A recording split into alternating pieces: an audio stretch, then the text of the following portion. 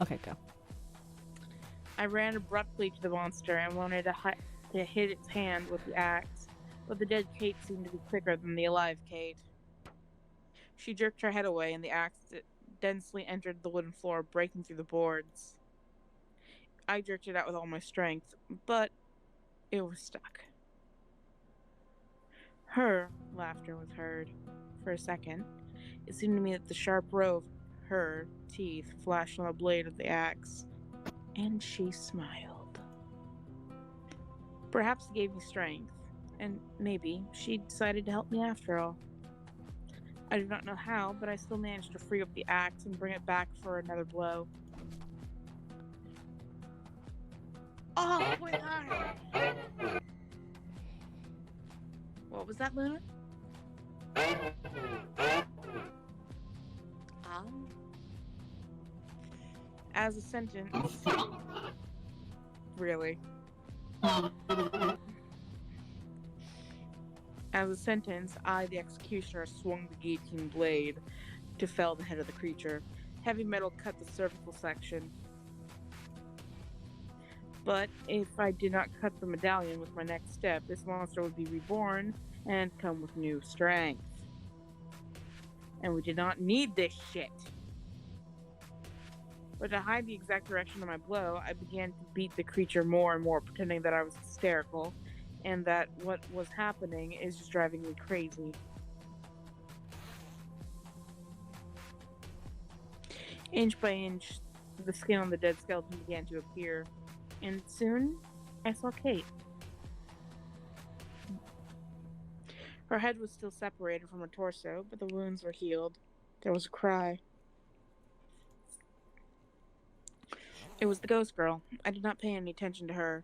Blood poured over my face. My fingers tightly squeezed the axe, which keeps changing spelling from British to American. This trick of hers, I saw for the first time. She does not cease to amaze me. I felt how the cold energy began to fill me, as if my body was under the ice. It's like she's coming home from work. Unlock the door and change into her home clothes.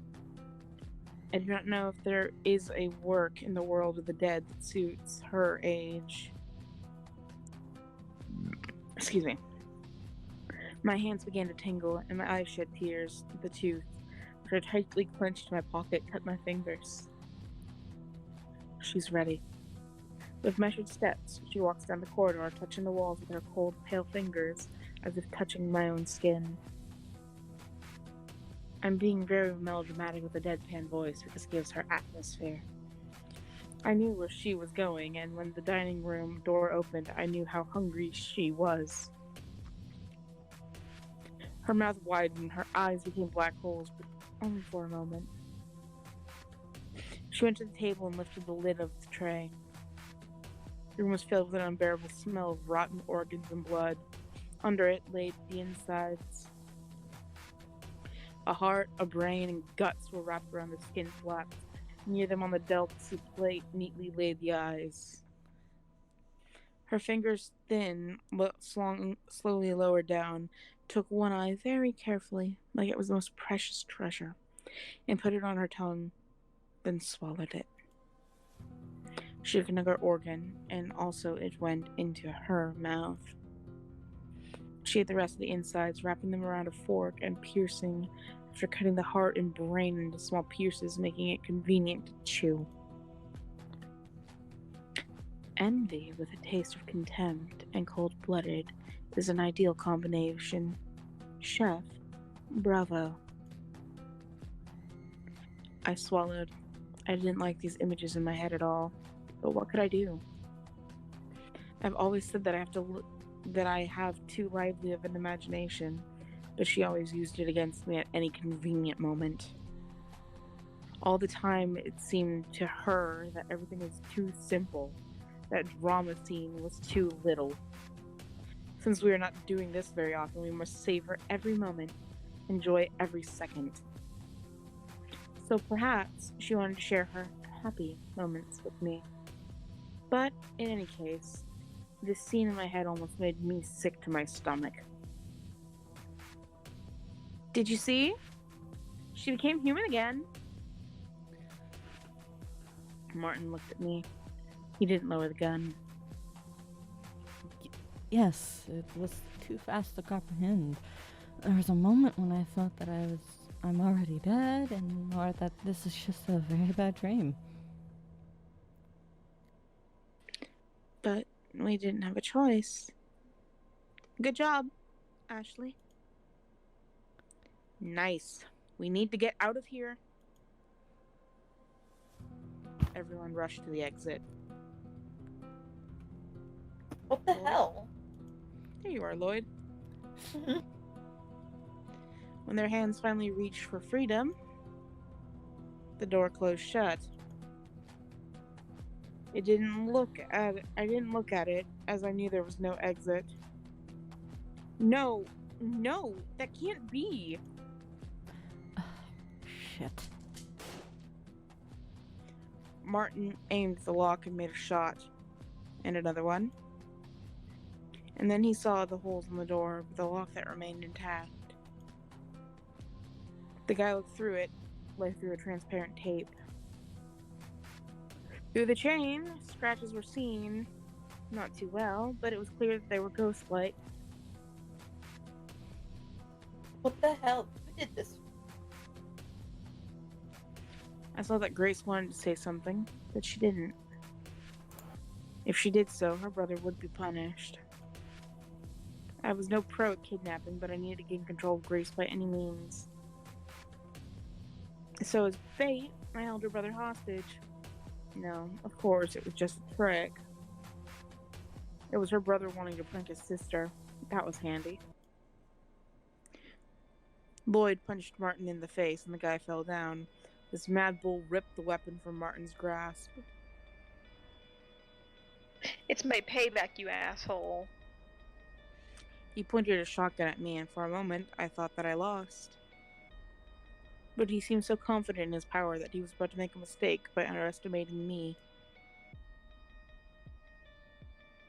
I don't need bullets because I don't want to kill you. I'll be with this damn thing until you tell me how to get out of this shit.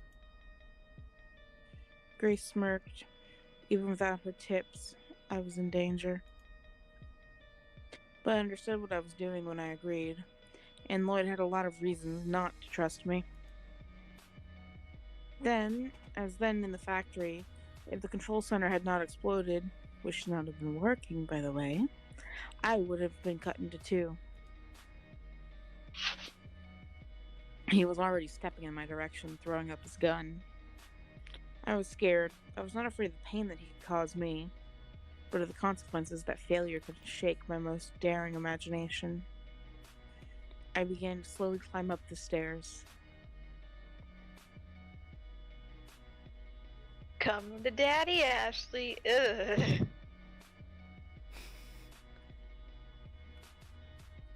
Lloyd looked at me with ravenous eyes, like I was his prey, and I couldn't even understand. He wanted to rape me, and then kill me. Or vice versa. I could not imagine what was happening in his head, what thoughts were behind these eyes, sharp like blades that would strip from my body. Then I realized that I was wrong. Still, it was scary, very scary. He was simply insane. He was devoured by the idea of killing me, destroying me. All of his gestures told me that he wanted blood. His teeth flashed in the light of the pale moon, and his fingers, like the claws of a bird of prey, dug into the railing. He said he would beat the information out of me, but that was far from the truth. More precisely, he would do something so terrible with me right after he receives the answers, and they likely would not satisfy him. Although, even if the door had opened, he would have killed me. Probably. He is a notorious killer. The number of his victims is 2. And now I heard them. They were near. And with each second, when he was getting closer to me, they also took a step forward.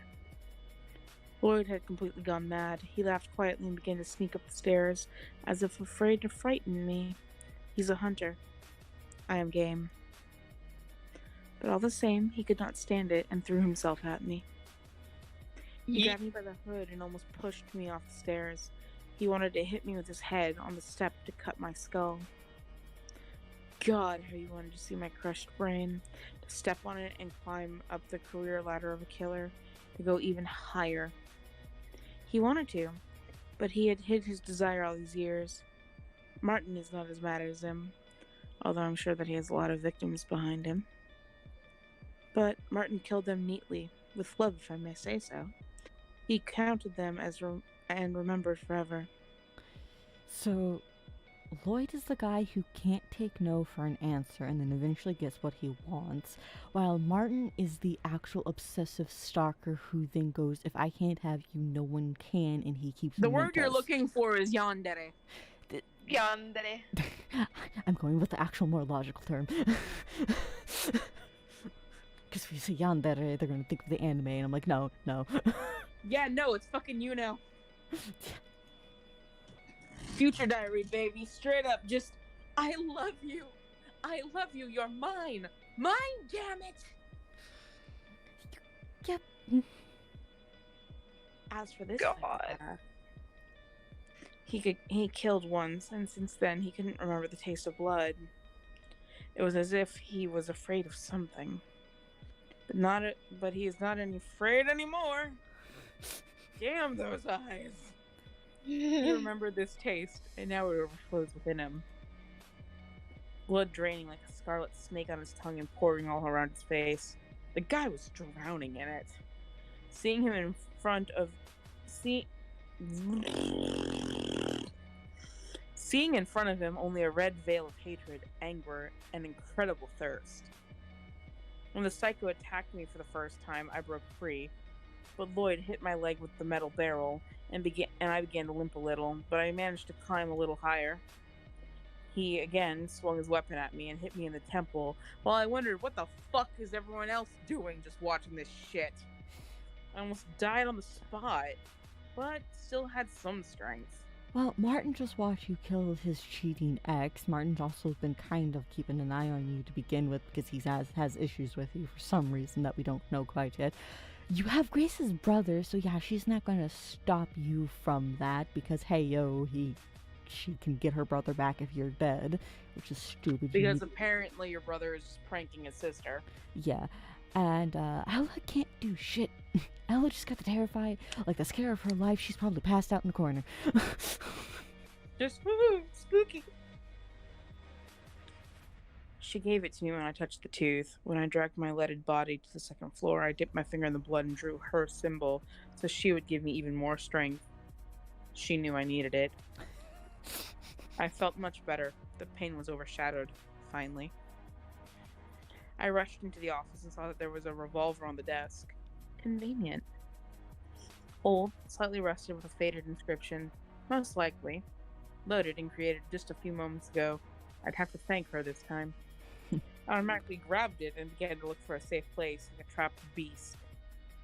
I was wondering why she was speechless. I wanted her advice. What to do next. Soon I realized that she was not interested in helping me so much, because then, from all this action-packed scene, she won't have an exciting show. And unfortunately, I could not start a dialogue with her first.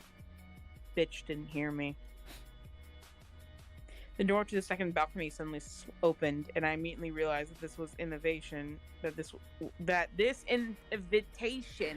you fucker, was addressed to me. The hands of the wall were calling me, gently touching my cheeks and stinging a wound on my forehead. Lloyd was already close enough. I ran to the balcony, and this psychopath rushed after me. The moon illuminated his crooked face with its pale colors, and from this, he looked even more insane. Annoying bastard. Lloyd. Sorry, hold on. I had to check something. Sorry. Bad dreams are It's made over. of you. Exactly. It's over. Now you'll be playing only by Daddy's rules, Mike. No! No! No! Did I scare you, Shy? No. No, it's just that's oof. Mm-hmm. Oof, that is hitting on some level of There was a noise. Maybe it was steps. Perhaps Grace and Ella did not really want to get involved with Lloyd's half-wit. But I think Martin was already awake. It could be him, or just a branch knocking on the glass. Everything is possible in this strange world here. Maybe I should just dump down into the darkness and break my own neck. Maybe. But she won't let me, will she? I would like to shoot a bullet into Lloyd's head. No, of course I won't kill him. But who said I couldn't shoot his foot or something like that? aim for the knees. Not the fucking foot, the knees. Aim for the knees. Go for the knees. Go for the I'll knees, my tell Uncle lord. Go for the Rocco. knees. I'll tell Uncle Rocco to call off the guy with the crowbar. Seriously. The ghost said, that's who. I can't do anything to Lloyd or anyone else. All pain must belong to them. And otherwise, all is in vain. Wrong vein! But still, she gave me the weapon, knowing that I could not use it. I could hear her laughing. Bitch. I squeezed the revolver in my hand. She started to fear that I would kill him. And I could. I did not have to answer for my actions anymore. The hell with the deal. I'll just kill the motherfucker and come what may. God, how my temple hurts. And how he pisses me off. In your moments of insanity in the asylum, did you make a deal with someone to give those who are fucked up the rights that they have wronged? Let's keep going, shall we? Yeah. God. The moon lit up like a balcony. Oh, the moon lit up the balcony like a searchlight. Wrong scene. Brightening this scene, and the show was about to begin. I already heard them. They were close. Right behind me. Down there, I think. Under the balcony. I leaned over the railing and felt a cold flow of air coming up from below. I aimed at Lloyd and took my hand away so the bullet did not hit him. Then I pulled the trigger. Lloyd. Do you want to kill me, idiot? Go ahead. Shoot me. Shoot me! Shoot me! Shoot me. It's the little kid with the spray bottle. Shoot me. He took my hand and pressed it directly into his chest, squeezing my finger on the trigger. Click. Misfire. Click. Misfire. I am immortal. I had to. Continue. My deeds are immoral. Mortal. I mean, close enough. You need what? Fuck it. You can't do anything about it. Freaking. I snatched my hand away and threw the revolver from the balcony so as not to accidentally wound this motherfucker. Lloyd came at me and put the metal barrel to my temple. And any Eeny, meeny, miny, moe, motherfucker. I'm sorry. Eeny, meeny, miny, moe. Catch a witch girl by the toe. If she cries, don't let her go. Take a knife and cut her throat. Didn't even rhyme. He fell silent. His hand holding onto the barrel weakened. In his eyes, instead of madness, they clearly showed fear. Someone grabbed his hand tightly. In the dark, it was a dark-haired girl, lips sewn shut and the same lizard tattoo on her neck. She quickly climbed onto the balcony. A young man followed her. Did he kill an ex-lover and her lover? I think he killed literally a sister and a brother, maybe, because that looks like a family cult tattoo. Mm-hmm. Since the balcony was quite high, I had no doubt that this couple were ghosts. both have the same tattoo as Lloyd's. A lizard. Lizard Lewis. The girl's hair was thrown back by the wind, her white neck gleaming from the reflection of the pale moon on the glass. Nadine? Tom? They didn't say a word. Perhaps they had something else to say to him. Only their mouths were stitched up. As always, a frightening image of a vengeful ghost. Their glassy eyes reflected Lloyd's distorted face.